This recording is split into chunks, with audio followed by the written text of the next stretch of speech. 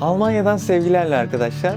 Bugün size farklı bir video çekiyorum. Şu an salondayız. Evimizin salonundayız. Bu evi tutalı nereden baksanız bir sene olacak arkadaşlar. Bir seneye yaklaştı. Ama gördüğünüz üzere hala salonum bomboş. Tabii bu süreçte çok fazla eşyaya da ihtiyacım yoktu. Zaten yeni bir hayat kurma aşamasındayız. Ekonomiyi de olabildiğince iyi yönetmek gerekiyor. Aynı zamanda ben şimdi tek başımayım. Eşim henüz gelmedi. Dolayısıyla çok fazla eşyaya da ihtiyacım yoktu ve başka önceliklerimiz vardı. Bu boş görüntü yavaş yavaş dolacak. Evet, çünkü yeni eşyalar almaya başladım. Şimdi arkadaşlar, bugün sizinle konuşmak istediğim konu, yurt dışına ilk kez taşındığınızda çoğu kişi bocalıyor. İlk sene her zaman zor oluyor arkadaşlar. Tabii ki bu göçün yaşanması gereken süreçlerinden bir tanesi. Bu tamamen doğal bir şey. Ama maalesef bu bazı arkadaşlara ağır geliyor ve şöyle bir algı oluşuyor. Ya biz Almanya'ya geldik ama iyi mi yaptık? Acaba hiç bu işlere bulaşmasa mıydık? Deyip kendilerini bir sorguluyorlar ve pişman mı olacağım acaba gibi bir evre oluyor. İşte bu kritik bir evre arkadaşlar.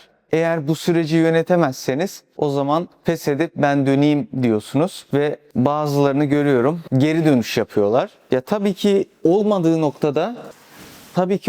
noktada geri dönebilirsin. Yani eğer mutlu olmadığını fark edersen, eskiden daha mutluydum ama şimdi içinde bulunduğum bu durum beni mutlu etmiyor dersen her zaman geri dönülebilir. Ya başaramadım deyip kendini üzmenin bir anlamı yok. İnsan nerede mutluysa orada yaşamalı. Ben size bunları anlatıyorum ki yaşayacaklarınızı bilin arkadaşlar. Çünkü göç eden bütün insanlar bu süreci yaşıyorlar. Bir bocalama evresi. Bu genelde göç ettikten birinci ayın, ikinci ayın sonunda başlayan bir evre. Çünkü ilk göç ettiğinde şey oluyor böyle. Oh diyorsun, kurtuldum, yeni bir ülke, yepyeni sokaklar, tanımadığım sokaklar ama çok güzel. Evler, evler çok güzel. Böyle caddede yürüyorsun, her yere, işte evlere, yollara hayran hayran bakıyorsun. Yaya geçidi var, araba duruyor. Arabalar duruyor, bak insana verilen değer diye. Her şey sana çok ilginç geliyor ve her şey çok hoşuna gidiyor. Bu balayı evresi arkadaşlar 1-2 ayın sonunda bitiyor ve artık bu hayatın yeni bir ülkenin zorluklarıyla karşılaşmaya başlıyorsunuz. Bunu da bıçak kullanmayın demişler açarken. O yüzden çok zorlanıyorum. Wow. Şimdiden çok yoruldum ya.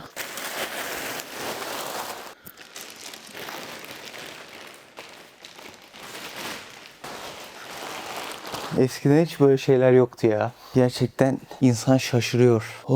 Arkadaşlar size şeyi anlatıyordum. Diyorum ki şimdi göç etmek zor arkadaşlar. İlk bir sene zor. Nesi zor? Göç ettiğinizde hepinizin başına bir şey gelecek. Sıfırlanacaksınız. Nasıl yani? Almanya'ya geldin. Sen burada hiçbir şey bilmiyorsun tabiri caizse. Bir kere dilin iyi değil. Yeni öğrendiğin bir dil. Yeni öğreniyorsun. Kimseyi tanımıyorsun. Sokakları bilmiyorsun. Burada sistem nasıl yürüyor bilmiyorsun. En basit şeyleri bile yeniden keşfetmen gerekiyor. Mesela ben ehliyeti 10 yıl önce almıştım. Hatta daha da fazla oldu. 11 yıl önce almıştım. Şimdi gene aynı şeyle baş başayım. Yeniden ehliyet almaya çalışıyorum. Yepyeni bir dil öğrenmeye çalışıyorum. En baştan sıfırdan bir hayat kuruyoruz. Bütün bunlar baktığınız zaman kolay değil arkadaşlar yani. Şimdi sizin normalde işte Türkiye'de stabil bir hayatınız vardı. İşte bir tane işiniz vardı. Belli bir düzeniniz vardı. Ve kendi konfor alanınızda yaşıyordunuz.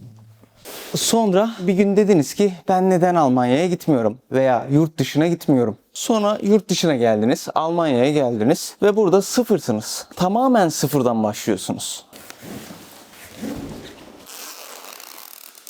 Tabii ki bu sıfırdan başlama olayına halk arasında J-curve diyorlar arkadaşlar. Hangi halk sormayın. Yani ne demek bu J-curve? Senin Türkiye'de bir hayatın vardı. Düzenli, işte işe gidip geliyordun, inişli çıkışlı ama uzaktan baktığında stabil bir hayatın vardı.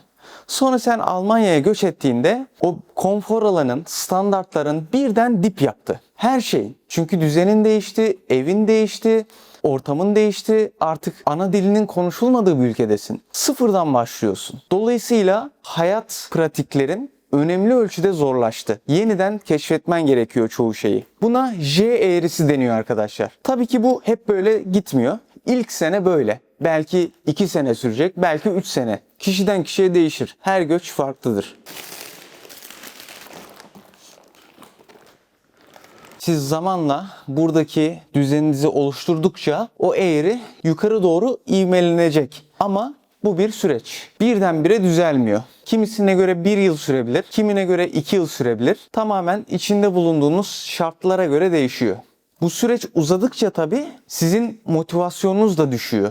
O yüzden hani bir söz vardır ya, plana sadık kal diye. Yani siz o göç sürecine sadık kalmanız gerekiyor ve bu 1-2 seneyi aştıktan sonra bir daha böyle bir derdiniz kalmıyor. Eski konfor seviyenizi tekrar yakalıyorsunuz. Hatta artık eski konfor seviyenizin üzerine çıkma şansınız var.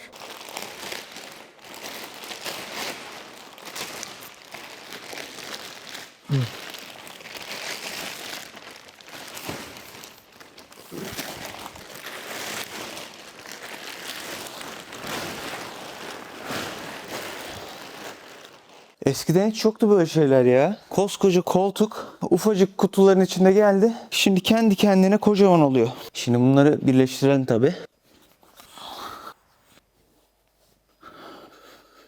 Yes. Şimdi bu koltuğun kendine gelmesini bekleyeceğiz. Bu haldeyken otursam nasıl olur acaba? Bakayım. Ah, rahat gözüküyor. Güzel ama iyice bir toparlasın, sonra otururuz. Evet. Nasıl terledim ya. Acayip terledim. Ben bir elimi yüzümü yıkayıp geleyim en iyisi ya. Yes, geldim arkadaşlar. Evet, nerede kalmıştık? Dediğim gibi arkadaşlar, göç etmek bir süreç. Çoğu arkadaşta görüyorum maalesef 1. senenin sonuna doğru artık bu genelde vize de 1 seneye yakın veriliyor ya. Yani vizenin bitmesine doğru iyice her şey üst üste biniyor. İnsanlar da bu strese dayanamıyorlar. Buradaki yalnızlık, yani kimseyi tanımıyorsun, kolay çevre edinemiyorsun. Her şeyle tamamen kendini ilgilenmek zorundasın. Bir de şöyle de bir durum var yani. Burada her şeyi aynı anda yapmak zorundasın. Bir yandan evini de bulmalısın, işini de bulmalısın, dilini de geliştirmelisin. Bütün bunlar olurken dünya da yerinde durmuyor. Mesela kendimden örnek vereyim. Medya alanında çalışıyorum ve her geçen gün teknoloji gelişiyor. Ben de kendimi update etmem lazım. Örneğin yapay zeka konusunda her geçen gün bir şeyler ekleniyor ve takip etmekte bile zorlanıyorum. Bir yandan sıfırdan tekrardan bir hayat kurmaya çalışırken, bütün bu süreçleri aynı anda organize etmeye çalışırken her şeye koşuşturmak insanı çok yoruyor ve bazen yetemiyorsun. Yetemediğinde de kendine biraz haksızlık ediyorsun. İşte ben beceremiyorum, olmuyor. İşte çok zor falan. Aslında süreç çok zor ve olduğundan kötü gözüküyor ama olması gereken de tam olarak bu. Yaşanması gereken bu. Bunu yaşaman gerekiyor. Bu göçün evrelerinden bir tanesi. Sadece bu süreçte şunu bilmek çok önemli. Her şeyi aynı anda yapmak zorunda değilsin. Yani her şey tam anlamıyla istediğin gibi olmayabilir. Örneğin dil öğrenmek. Ertesi gün Almancan C1 seviyesine çıkmayacak. Bu bir süreç. Kimine göre 1 sene sürer, kimisi 2 sene sürer. Bu tamamen senin içinde bulunduğun şartlara göre değişen bir konu. Mesela şey de önemli. Hep çoğu kişi belki daha fazla izlenmek uğruna Avrupa'yı güzelliyorlar ya, yurt dışını. İşte 1 ayda araba alabiliyoruz, 1 senede ev alabiliyoruz diye. Bunlar çoğu zaman gerçeği yansıtmıyor. Evet, 1 ayda araba alınabiliyor ama eski model bir araba alabilirsin. 2000 model bir tane Volkswagen'i ben ne yapayım? Arıza çıkarabilir, yürütme maliyetleri yüksek ama yine de alabilirsin. O ayrı bir konu. Burada da kişiden kişiye tercihler ve öncelikler değişiyor. Örneğin direkt çalışma vizesiyle gelen birisi burada hayatını daha hızlı bir şekilde adapte olabilir. Daha hızlı bir şekilde yoluna koyabilir. Ama benim gibi fırsat kartlar, iş arama vizesiyle ya da öğrenci vizesiyle gelen birisi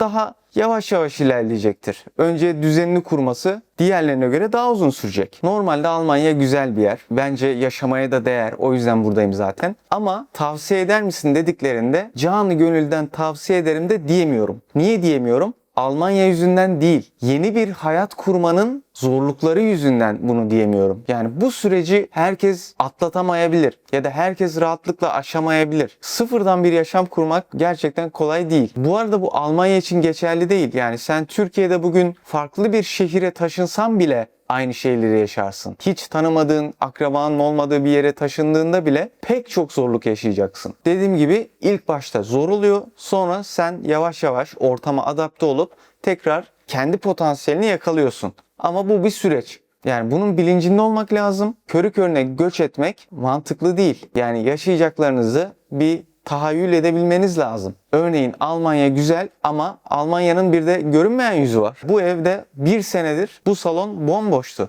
Salonu kullanmıyordum. Bir yere gitmek istediğimde otobüse biniyorum, 2 saat yol gidiyorum. Evim tabii ki doğal olarak şehrin biraz dışında. O yüzden bir yerden bir yere gitmek çok zor. 2 saatim yolda geçiyor. Git gel 4 saat sürüyor. Bazen trenlerde gecikme yaşanıyor. Ama bunun da doğasında var. Bunlar yaşanması gereken şeyler. O yüzden arkadaşlar dediğim gibi ben Almanya'ya göç etmek istiyorum diyen birisine gönülden bir şekilde hani gözüm kapalı tavsiye edemem. Mutlaka gel diyemem. Evet Almanya güzel, yaşamaya değer ama o belli zorlukları aştıktan sonra Almanya'nın nimetlerinden yararlanmaya başlıyorsun. İlk sıfırdan bir düzen kurmak zor. Ama yine de bir deneyin derim. İçinizde kalacağına en azından deneyin. Olmazsa geri dönersiniz yani. Nedir? Bu arada koltuğun rengi nasıl arkadaşlar? Beğendiniz mi? Bakalım biraz daha zamana ihtiyacı var sanırım. Hala eciş bücüş duruyor. Bunun biraz kendine gelmesi zaman alacak. Galiba bir 5-6 saate ihtiyacı var tam gerginliğe ulaşması için. Neyse o zaman bir 5-6 saat sonra ya da bakayım ne kadar sürecek. Son halini de göstereyim size. Sonra videoyu bitiririz.